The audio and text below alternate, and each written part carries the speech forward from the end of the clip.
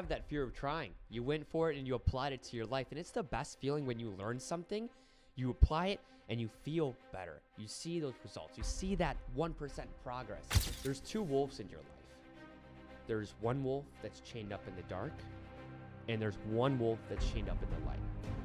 Which one lives, Adebayo? Welcome back to the Minority Mind Podcast. This is a new segment I'm starting called Young Upcoming Professionals, and I'm excited for our first guest here, Caden Vittorini, the CEO of Vitt Factor, an amazing company, and I'm sure you guys are going to learn a lot about it today. But Caden, thanks for being on, man. I really appreciate it. Just wanted to have you give them a little bit of background about you, how Vitt Factor started and who you are as a person as well. Yeah, thanks so much for the introduction. I appreciate you having me on, being able to share my message, my story, and why I'm doing what I do. Like you said, CEO and founder of the Vitt Factor, but I always say it's never about the title I hold. It's about the lives I change and the legacy that I leave behind. Growing up a little bit, where it came from, right? There's always the why it got started. So my grandma, who I call Tia, always told me that I had the it factor. 2, 3, 4 years old. Even to this day, she still tells me that. So I always say that she embedded in me so much, right? She would tell me that and then tell me that and tell me that. And I'd be like, where is this coming from? And I realized I saw my gift. And I wanted to unlock that with something because I knew I was put on this earth for a reason. And that is where my company kind of started from. We'll get a little bit more into when it actually started, but that's kind of the foundation of how it kind of got built from there, if that makes sense. Yeah, it does. And man, I definitely can relate on that one. Having a strong grandparents, right. We all come from somewhere, and having strong grandparents, we stand on the back of them, the work they did so that our parents could succeed, and then our parents succeeded so that we could keep pushing that needle forward. Right. But so get into that relationship in terms of your grandmother, and how were you guys growing up? What did you guys do together? How did she impact you in terms of what she taught you? Yeah, so she was always around, so she would always be babysitting me, my brother, my cousins, so we'd constantly be around her. She makes the best food. I know that was a little bit out of left field, but she makes the best food, and that's where I felt like I really connected with her, where anything that I wanted, she would say, hey, what are you feeling? What are you wanting? And I would tell her, and it'd be made that same day, that next day, that next week. There was one time where she made this specific cookie called cherry cookies. And this, I believe, was my 4th birthday. Mm-hmm. I told her that it was the best thing I've ever had. And it was still to this day one of the best things I've ever had. And every birthday, without even me asking her, she makes me it. So I only have it once a year, only for about a week. But she remembers me saying that one thing. And for the rest of my life so far, and probably continuing to, she's going to be making that for me on my birthday. So really grateful for her and everything that she's taught me, the role model. And, she has been that person where I can go to about anything. Mm-hmm. That she's going to tell me when something's wrong or when she sees something inside me. She always is that person that, no matter what happens, she's right there next to me. That's amazing. Having that support system growing up is huge. Yeah. All families have the issues, but it's very important that a child growing up, as we can both know, has a support system or some form of it so that you can actually grow and develop with that safety, that sense of safety. And someone to give you accurate feedback in terms of, what's going on and how they should be led into the future. What do you think about accountability in terms of the kids growing up today? Vitt Factor, I know, stands for the improvement and getting 1% better every day. Yeah. And I know that accountability is a huge part of that because we want to be held accountable to the positive and not be a part of the negative that can sometimes be the mainstream, the thing that's in the media the most. What is your take on accountability and how it's played a part in your life? Yeah, 100%. So specifically with that youth is right here, you see it in the middle, only you can create the life you want to live.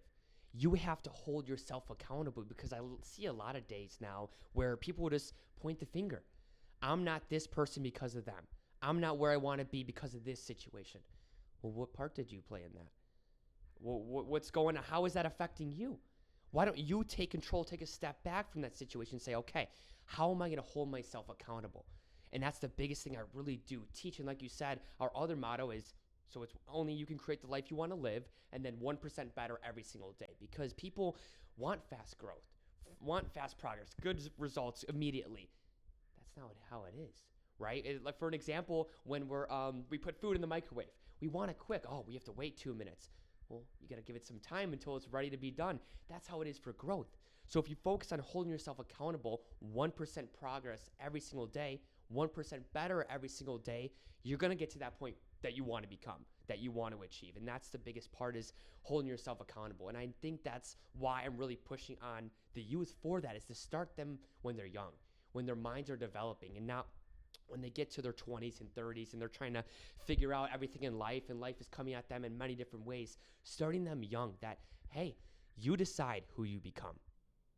That's huge. And you really hit on the blaming, not figuring out what part did you play in that situation that happened. And that's huge with my brand. I'm really big on not being a victim. Right. We don't control the environment that we grew up in, or a lot of times the environment we put in as we grow up. We're so reliant on our families. We're relying on people to provide for us when we're younger. But as we get older, we have a choice to make. We either decide whether we're going to be a product of that environment, or if we're going to change it for the better moving forward. So that's really huge. Do you have any stories from when you were younger? We both young, man. Like we're the same age. So, but we're right. We're both young, but luckily some of the things we've done are inspiring the younger generation. So I want to know, in terms of accountability, was there anything in your past, in your youth, that you were like, hey man, I really should have been held accountable, and how you actually relate to the younger people that, we're both trying to reach? How do you relate to them with your own story of, oh, I wish I would have been accountable then? Yeah, I would say the biggest thing that I really struggled with were my habits, my daily habits. I mean, they were bad to the point where I was staying up super late, staying up till maybe 4 a.m., 5 a.m., sleeping until 1. I'd get up. I wouldn't do anything to better myself, nothing for my healthy mind or body. I would be the biggest procrastinator. No time management, would not be organized in my life. There was a lot that played a part in my habits, and I think that's why I am who I am today. And where it kind of all started was, so I've done Taekwondo. I did it in the past for about 9-10 years, and that is where my discipline came from. It just was never unlocked till maybe 2-3 years ago, when I really had the Vitt Factor mindset, and that came into play. But that's where it started, where I was going through some really tough training, and that's what brought my discipline. That's what showed my habits, through staying consistent every single day, pushing myself a little bit more every practice, every camp, every tournament that we went to. And then obviously it translates to my life now, and is why I have put together Vitt Factor. And I know these kids are going through a lot, and that's where it came from, was I saw the gap in our youth through COVID-19, the pandemic, and social isolation through technology. It's sad, bro. It is so sad to see what our youth is going through. And being isolated for 2 years, I know it affected people like you and I, but think about it, when they were that young, starting to create some friends. Their mindsets are starting to develop. They're trying to figure out who they are, what their path is, what they want to become, but they can't figure that out. So they're stuck, they're lost, they see technology, they're playing video games, they're alone forever. That's how it affects their things such as their communication, their confidence, their lack of motivation, no friends, not believing in themselves, comparing themselves to what they see or hear. That is where Vitt Factor really came from, is starting with the daily habits, the small things. And going back a little bit, where I started to see that transition was the beginning of college. That first year of mine was definitely not the best, probably my roughest year of my life. And then after that, looked in the mirror one day and I was like, you know what? I'm not looking good. I'm not feeling good. I'm not liking the path that I'm going down. And it starts with your habits going back. It starts with your daily habits. What are you doing that is holding you back? What should you be doing that could move you forward, right? Because every day you wake up, you get out of bed. You can even move forward in life every single day, or you can move back. So that's the biggest thing I would say, is daily habits, and something that I really do teach towards our youth. That's huge.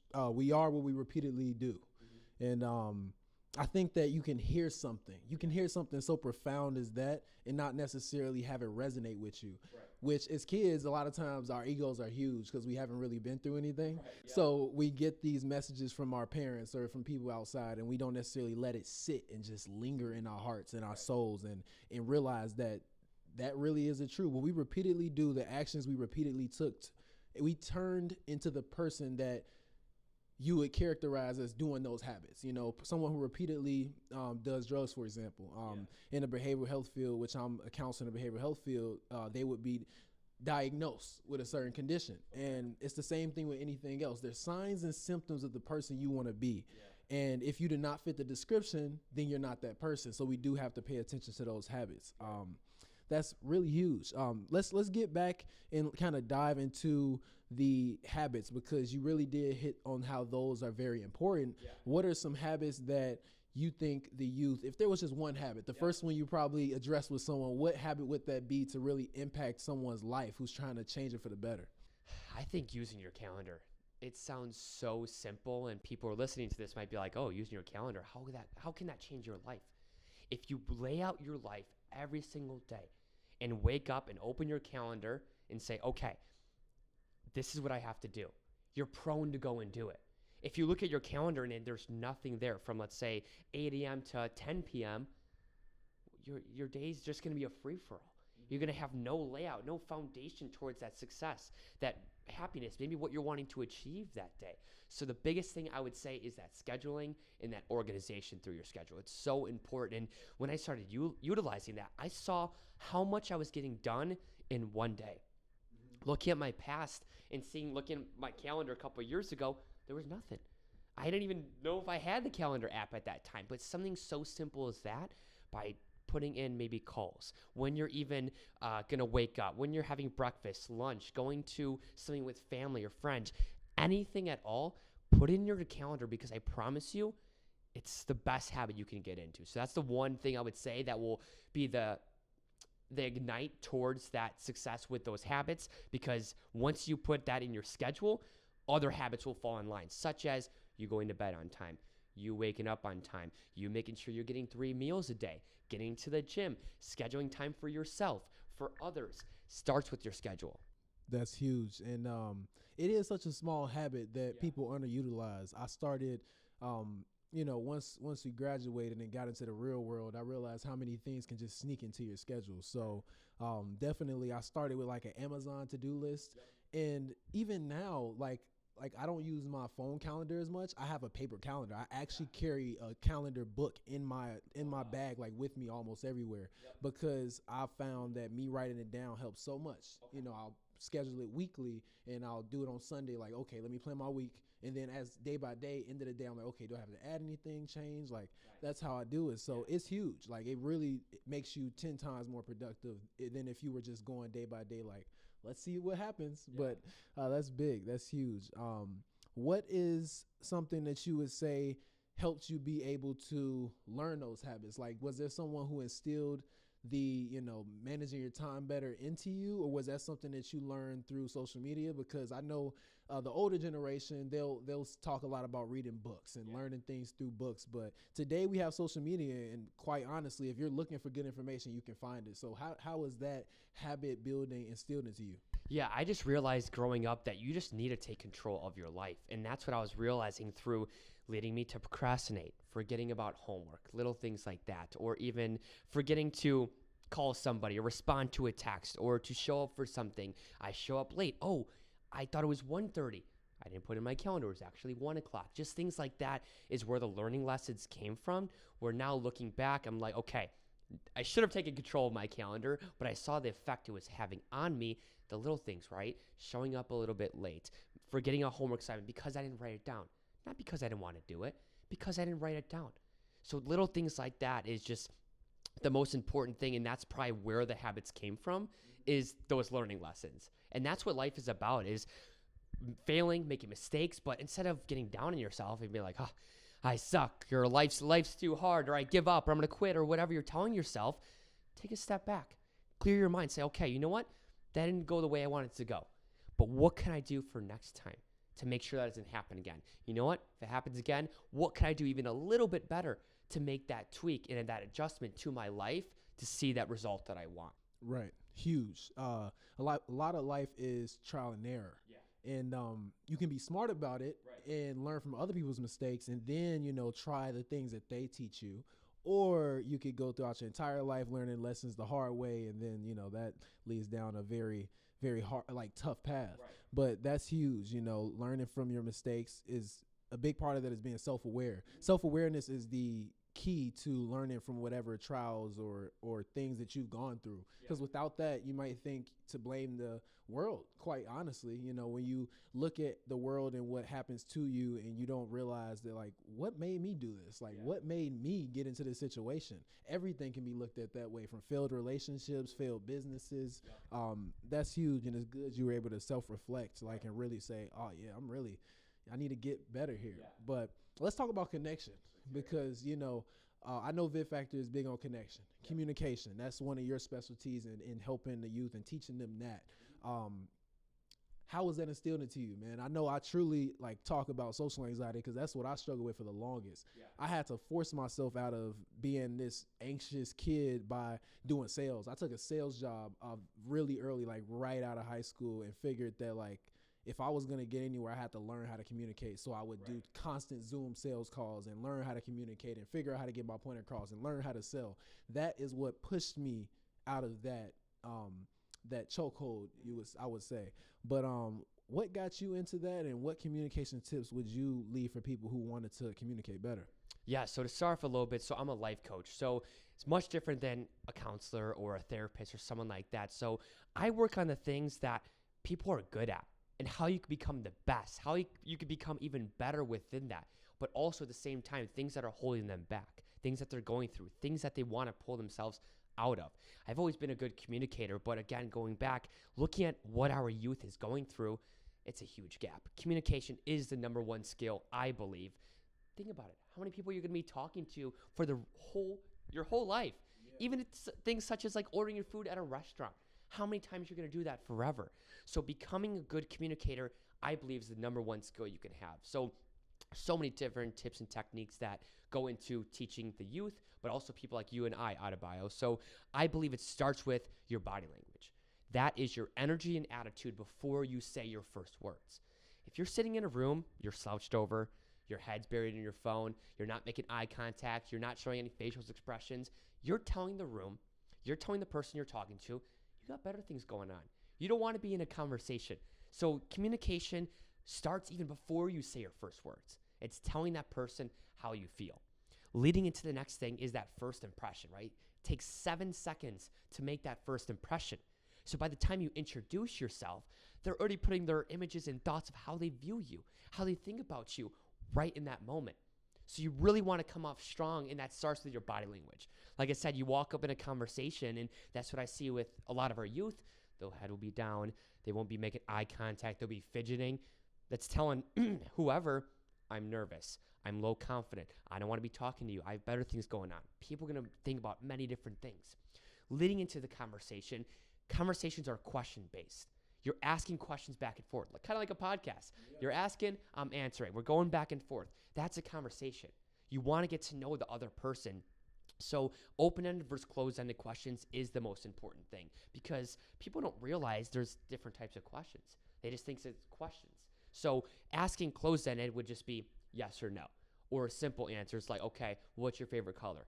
That's boring. That's boring stuff. A better question would be, what is something fun you did this summer? What do you got planned for the week?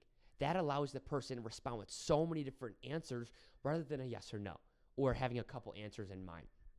And from that, I would say it adds so much detail, because people, have, when they're in a moment, they don't, I feel like, pay attention too much. They'll get distracted easily, whether it's something that's going on around them, or their phone's buzzing, or they're thinking about what they're doing for the rest of the week. You want to grab their attention. Being interesting in a conversation is so important. And I believe that starts with how you answer questions. So if you're constantly asking closed-ended questions, it's going to limit the person's responses. So teaching these things to our youth as they're growing up, building friendships, relationships, going in for interviews, they'll be ready to go. They'll be ready to have a solid connection or a relationship or whatever it is from there. That's huge. And now that you got my mind on it, what is your favorite color, bro? I would say my favorite color is this color. Man, that's funny, because I know that you hit it right on the head with closed versus open-ended questions. Like, closed-ended questions tend to make the conversation dry, and it doesn't necessarily give room for expanding, on that. Like it doesn't, I guess technically with a question like, what is your favorite color? Maybe you could if you wanted to, but you're not incentivizing them to have to expand and elaborate on why. Even throwing on a why at the end. What's your favorite color and why? And why. Exactly. A little bit more in the end there. Oh, my favorite color is red. And then they can respond with whatever from there. Asking about the why, or throwing in whatever else in the end there at the end of the conversation can take that answer from them so much further. Yes, and one of the frameworks that I actually used to learn how to communicate better myself was the two-step question. It's like, you have who, what, when, where, and why. And then if you pair two of those, they give the room for people to elaborate. So if you're like, who taught you how to do this and what made you even want to learn it? Like that just expands the question in the conversation you have vastly. So that's like a framework I use. But one really good book that I'm actually reading right now, Everyone Communicates, Few Connects. Like that's a huge book. Talks a lot about what you said about 7 seconds being the amount of time that you need for a first impression. Like it's very easy to forget that we as humans do judge. Like it's not necessarily a bad thing, but we have adapted to learn from our past mistakes. So if we can look at someone quickly and categorize them in a way, it makes it easier for us to say, okay, I like this person, or I think I'm gonna like this person, or maybe, I'll probably stay away from this person as well. So focusing on that first impression is huge. So getting a little bit deeper into connections, when you're trying to navigate life, because we're both young and we're trying to build things to impact the next generation. When you're connecting with older professionals, I know navigating that can sometimes be tough for some kids. I know it was for me, starting to learn from people who were 30, 40 years ahead, and they have all this life experience. What is your tips and what is your thoughts on filtering information? Because you have so many people in today's world trying to get information at you. You have Instagram accounts, you have Facebook, you have TikTok, you have your mom, your dad, your auntie, your uncle, all these different viewpoints and perspectives. How would you recommend, and what are your thoughts on navigating all this information in today's world for the youth? Yeah, so before going to that question, I would say the biggest thing, especially when connecting to young professionals, to people who have been doing it for 20, 30 more years than you, entrepreneurs, everyone starts from ground zero. They don't really have a foundation. They've built it up. So seeing someone like you and I, Adebayo, or someone that's reaching out to them that wants to connect, learn about their story, what they're doing, they're going to be there for you because they think back 20, 30 years from where they came from. So I would say that's the biggest thing, is when connecting is constantly learning from others. I would say that's the biggest thing towards success is, what do you know? I always say it's not who you know, it's what you know. And you get what you know from who you know. So when you're constantly talking with these people, I would say just write it down, because they could say one thing that could change your life. And it's something as simple as they've been through many different experiences in their life. So by them putting one quote, one sentence, teaching you one thing that you can implement to your daily life, it could change you. It could change you for the good or the better. So at the end of the day, like I said, you create the life you want to live. So you retain and implement whatever you want to your life, especially if you know if it's going to better you. Right. That's huge. Making sure you actually take notes. Life is constant learning. And I think some of the habits we actually learn in school around note taking and studying are actually really good habits in general, like to maintain after school. Some people choose to go to college, some people don't. And life is learning continuously. So we might as well just continue those habits of taking notes. Like I take notes when I read books, when I buy courses online from people to learn different skills. Like taking notes is a foundational skill of life, not just the school. And sometimes when our parents don't necessarily teach us that, they don't necessarily say it like, hey, this is a skill you're going to use throughout life. We kind of contextualize it with school and say, hey, did you take notes in class? Is that why your grade is this? But life isn't an A, B, C, D, F system. Life is you try, you figure out what works and what doesn't work, you iterate. So it's huge on taking the information that you want to try, testing it, and then getting the feedback from the world and saying, okay, this did okay, I want to do better, let's try this next. And constant iteration. That's huge. So let's touch back on mindset a little bit, getting into the mindset, because I believe, like my brand stands, the foundation of everything is the mindset. And I'm a huge proponent of not being a victim with your mindset. But taking it away from victimhood, I want to talk on the growth mindset, because that's what you need to grow anywhere, whether we're talking career-based as a professional, whether we're talking entrepreneurial or relationships. You need a mindset of growth, which requires change. How do we get people to understand that change is not bad? Like, how do we get them to understand that you will change? It is a necessity to achieve what you want to, and encourage them to understand that change leads to failure sometimes. And just because you failed doesn't mean you still weren't going in the right direction. How do we kind of nail that home in a good way? Yeah, so I would say the change, it starts with trying. And the biggest thing I see nowadays is that fear of failure. People fear the judgment of others, fear of trying, fear of failure, whatever it is exactly. So you just got to go for it. You know, if you go for something and it doesn't work out, oh well, go on to the next thing. It didn't work out for you. That's okay. Because I believe everybody was put here on this earth for a reason. Everyone has a gift. Everyone has a purpose, something that they want to become. So that's where I really say that change comes in. You just got to go for it. And the biggest thing that is going to make sense to everyone is like trying new foods. Oh, I'm not going to like that food because of how it looks. Well, have you tried it? Well, no. Well, how do you know you're not going to like it? And I've been there before. Well, I thought I wasn't going to like a food. I end up trying it, and I love it. That's the same thing in life. You don't know unless you try. And that's where the change starts, is you're never going to change unless you don't try things. You can't be set in your old ways, because you adapt over time. You're growing up, your life's constantly changing, things are coming and going, but if you're not willing to change and adapt to different situations, environments, it might be a little tough for you. Yeah, that is huge, especially with that rear view mirror syndrome. It's actually something I coined from the book I'm reading right now, Miracle Morning. I know we both have that book, and I like to read multiple books at a time, but what really stuck out with me in that book, Miracle Morning, they talk about rear mirror viewing syndrome, where people constantly compare themselves to their past, and they don't think that they can accomplish something because they haven't done it in the past. But the reality is, your past doesn't determine your future. Ultimately, we do change, and change is a good thing. Everything has changed. You know, we can look back in history and find out that there's so many things that in the past weren't good, and if they didn't change, then today it would be in a way worse world. But today we have progressed. And even though there's always these negative things you can focus on, if we don't change on an individual level, the world won't change. And the world doesn't become good unless good people continue to do good things. And if you're someone who want to be better, who wants to accomplish things, you changing can not only affect your life, but affect the world, which I really try to empower the youth that I actually work with as well, and say, hey, you changing doesn't just affect you or, the community you're in. You changing puts a light out there for someone who is like you, who wants to do better as well. That is really huge. And like you said, with trying foods, man, I probably need to work on my growth mindset there, because I'm really I'm not necessarily 100% picky, but I don't try new foods much. Protein, steak and eggs, breakfast, and bro, it's funny.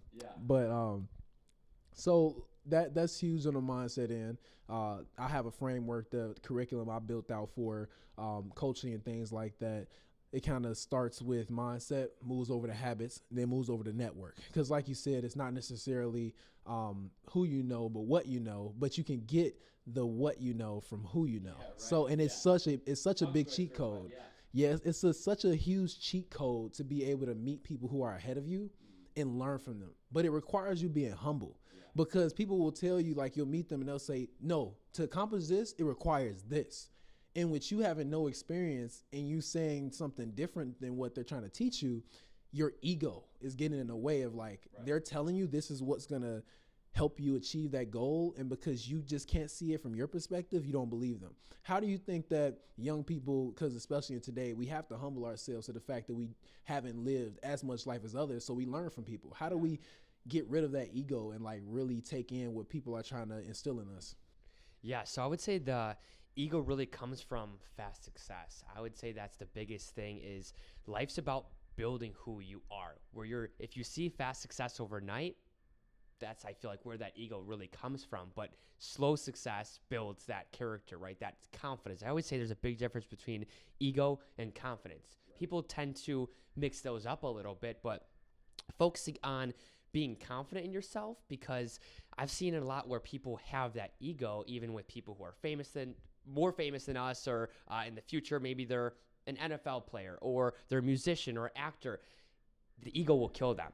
And we see it all the time, especially through social media. We're connected like this. So anything that's going on in our world, we see it immediately. So definitely focusing more on that confidence. And if you feel like you do have a little bit of ego, which you're not going to tell people, but deep down you know yourself, you're like, yeah, you know what? I have an ego. Well, turn that into confidence. See what you could do to tweak that instead of having that ego and being known as that egotistical person. What can you do to turn that into that self-confidence? That's huge. I'm a big psychology nerd, so when I think of ego, I automatically think back to Freud's theories of just his theories about psychology in general. And I do believe everyone has an ego. It's just to what extent does it show out? Right. Like what extent? It's very huge. Like we come into this world very egocentric. We think, and I'm actually studying child psychology right now. We come into this world very egocentric because we're only worried about our needs, literally from birth. Like we are programmed to worry about our needs. How are we going to eat? How are we going to survive? How are we going to do this? And that's why Maslow's hierarchy of needs is very important as well, because it starts with your foundational needs of like comfort and shelter and like those things you need to live. And then at the top is like self-actualization, really making your impact, realizing who you are and how you can affect the world. It gets very deep, but numbing and really just suppressing the ego is very important, because ego can help. I would say that confidence wise, sometimes when you're going into something you never tried, having an ego to think that like, oh man, the world can't touch me. Sometimes it can kind of help you be confident, right, yeah. But suppressing that in other situations where you understand that this life is literally about collaboration, like truly, like nothing gets done unless people work together. So to think that if your ego is so big and you think that you can do everything by yourself and that, all the praise goes to you and you did this, like no one is self-made. No one is self-made. Everyone has someone that sacrificed and worked and helped them along their path. So, man, we could talk about ego all day. Ego is a huge thing to hit on with, especially the young generation who may sometimes look down at the older folks because they didn't necessarily have the free access to information. So they think it's like completely easy. The past generations dealt with something we didn't. They didn't have the ease of access to information. Right. But now our generation is struggling with the implementation of information. They can easily go Google something and say, how do I do this? And find the step-by-step process. But a lot of our generation, due to fear of failure, like you pointed out, they don't take action. Or they talk forever about, hey, I'm going to do this, I'm going to do that. And then they just never do anything. So it's like, man, what are your thoughts on that? Because I have a lot on like, how do we get over the fact that you can read and learn all you want, but you have to implement. Without implementation, nothing gets done. Yeah, I want to touch on a few of those points there. So that action over words piece is the biggest thing. I always say, well, everybody has the words. The 100% of people has the words for who they want to become, what they want to achieve. But let me ask you, what action are you taking? And then that's where they pause. That's where they take a step back and are like, well, I'm not doing any action. Well, you want to start your own business. You want to become more fit. You want to make more friends, whatever it is.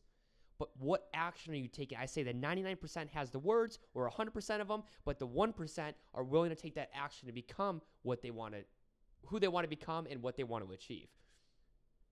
And yeah, going back a little bit too, especially to that point where you mentioned the collaboration, I just think that with what I'm seeing, I know it's a little bit different for people who are older than us, but that collaboration piece is everything, where I always say stop competing and start collaborating.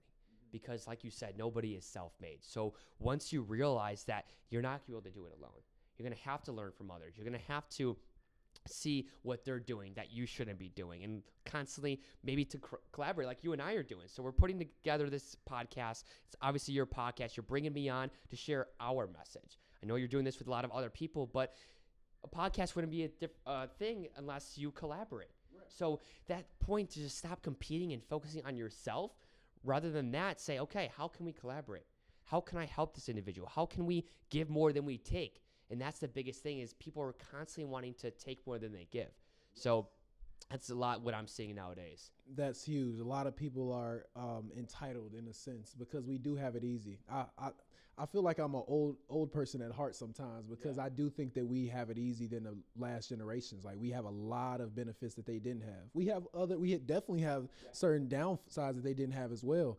But it's the entitlement mentality of thinking that we should get something that we haven't worked for, because a lot of times there's a person I look at as a like business influencer online, says a lot of good things, don't agree with everything, but agree with some of the points. Ty Lopez, he talks about the 3 types of businesses. I believe he structured it. One was a business that actually takes more than they give. So you buy a product or you buy a service and you don't feel like you got the value you paid for it. Those don't last long. And then you have the business that actually, has an equal exchange. You paid for exactly what you got. It wasn't too nice of a service or product, but it wasn't a bad one. Okay. And then you have the person that or the business that overgives, they overshare, they over provide value. And that's the person where you're like, oh yeah, I'm gonna keep buying because I love this. Like they're just pouring into me. That is the type of person we want to be in our lives. And the concept that I actually love that I've thought of and through an assembly we did together, I knew that you actually came up with as well, as being the CEO of your life. Like running our lives like a business, because ultimately we are a brand, we are a product. We're selling ourselves in this world to other people who, if you're in a relationship, you're trying to get in a relationship, you're selling yourself to your partner. That you'll be like a good long-term partner. Friendships, you're saying that you're going to be someone who can support and, make them laugh in probably their darkest times, or even with just simple relationships with your family. Interview too. You're trying to provide value and give more than you take in any scenario just to keep that relationship going, or else, why would someone be incentivized to keep helping you? And that's what's so good about it, is that if you do things the right way, obviously there's people with bad intentions and you may get burned, but ultimately you control what you can control. And I can control that I try to give more in the situations, communicate good so that we have the same understanding of how things should go. And then once you do that, you're set up for success. So that's huge, man. Yeah. But going from the communication piece and getting over ego and a lot of the points that we hit on, I wanted to talk about the book, because man, let's definitely talk about the book, because you'll be the first episode where I actually talk about the book. We did a collaboration book and I'm really excited for it to come out, like extremely excited for it to come out. But I want you to talk about it first, and then I'll just hit on at the end, bro, because I'm really excited for this book to come out that we collaborated on. Yeah. So I always say, like, with my company is why me is we're young, relatable, and relevant. So having a book like ours, where I think the youngest was 15 who wrote the book. His name's Brody, and then the oldest is Nick, who's 23. So having us as we're young, relatable, and relevant, being able to share our story, our messages, especially with connecting to Vitt Factor and becoming the 1%, teaching that to the youth where they can read it. Because I would just say that looking at a lot of these books in, for example, schools, there's no growth in it. Like, yeah, a lot of these books are good, but does the book better you? And that would be obviously the biggest goal of them all, is to get into these schools where these kids can sit there and better themselves through what they're reading, using their time to say, okay, this is how I can get into good daily habits. This is how I can get out of fear of failure, become a better communicator, reading from my chapter, your chapter. So I'm really excited for the book. I think it's going to be absolutely amazing to be able to share all of our different paths and backgrounds and how we've came up and why we are who we are today. So I'm really excited for it. I mean, not only the book was amazing, the mastermind retreat. So big shout out to both Marcus Black and Rachel Weaver for coming in at actually here. So we stayed here for 3 days. It was a great mastermind retreat. They brought in 4 different speakers to come teach us many different things about their story, teaching us a different message, but just being able to come together and become much closer and read each other's chapters. Because reading yours and other people that are a part of this mastermind, this book retreat, it was amazing to see where they really came from. And being able to share, like you said, constantly learning from others, being able to share how we came up and what we're good at and what we want to teach our audience while they're reading the book, it's going to be hype. I'm really excited for it. I'd love to hear your thoughts on it. Yeah, I really loved it, man. It was a very transformative experience. It definitely helped me be more authentic in my brand. Sometimes you have this picture of what a brand should look like because of who you follow and who you like. But ultimately, you still have to have a part of you in the brand. So the self-discovery that was required to write a book chapter, it was definitely necessary, so necessary, and it aligned a lot of things of what needed to be done. But super excited for it. I believe this book is going to impact so many lives, especially young lives, being able to see different people, different ages, from different backgrounds, and the things they've overcome.